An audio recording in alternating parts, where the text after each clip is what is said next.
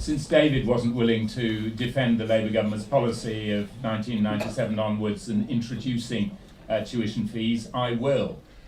Because what actually happened during the late 90s and the Blair years was introduce a means of student finance was introduced, which I actually think was a good system of student finance, which is to say that public support should be focused on maintenance grants, on ensuring that students from low-income backgrounds have the ability to go away to university, and that all students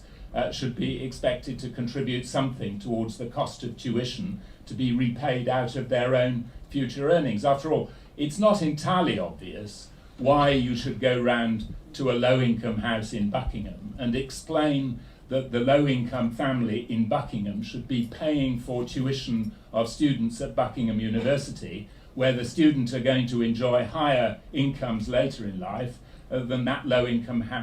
household can ever look forward to for themselves. So I am in favour of tuition fees, and I am also critically in favour of maintenance grants, means-tested maintenance grants, to ensure that the student from the low-income background is just as able to go away to university as the student from the higher income background. And that was the policy that was introduced by the Blair government. It was the policy that actually the Liberal Democrats, I think foolishly, in 2010 committed themselves to reverse. They then found themselves embarrassed by what happened in the coalition years. So I've explained what my view is of student finance. What is also true is that the burden of student finance has been allowed to grow too fast in recent years, and that's why in my earlier answer I linked the student loans, the loan that a student has when they leave university,